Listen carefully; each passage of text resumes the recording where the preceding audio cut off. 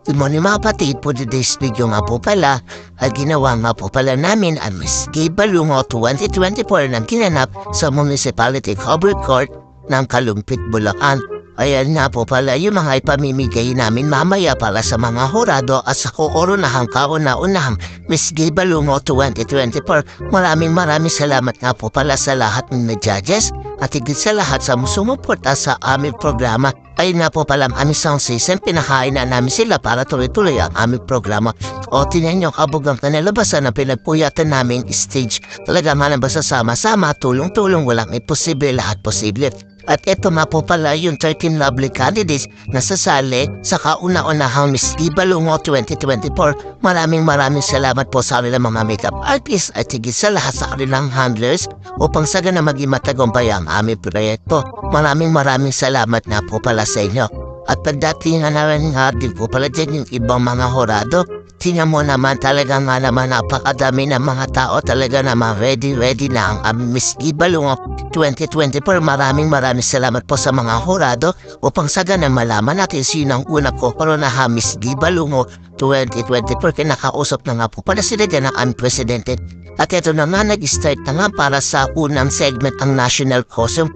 Talaga nga naman lahat ay nagpakita ng angking ganda at higit sa lahat, iba't ibang uri ng national costume. Napakadaming tao. Maraming salamat po sa inyo sa mainit na pagtanggap para sa Miss Gay Balungo 2024. Ipagpapatuloy pa namin yung mga ganitong proyekto.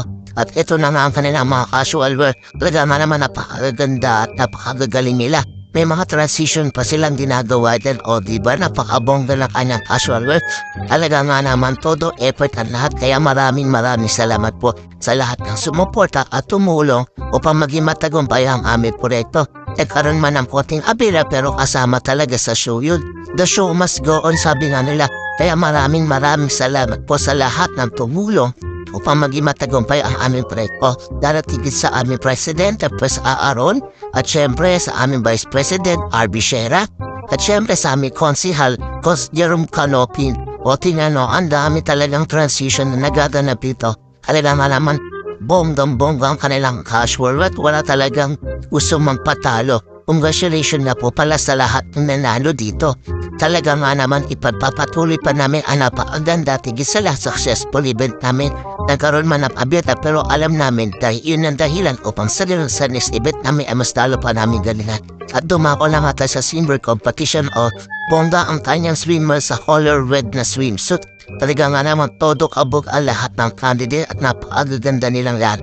Sigurado mahihirapan ang mga hurado mamili kung sino ang tatanghiling kauna-unahan Miss Gay Balungo 2024. Maraming salamat nga rin po pala sa aming Kapitan Cap Jampol Bautista na sumuporta at tumulong para maging matagumpay ang aming proyekto.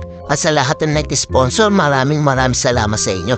Hindi ko na po ay isa-isa, hindi napakadami po talagang tumulong sa amin para maging matagumpay ang kaunaan na Miss Gay Balungo 2024. At congratulations sa lahat ng nanalo at higit sa lahat sa top 5. Sana po ay magsamang sumuporta sa aming proyekto. O paano ba yan? Hanggang dito na lang.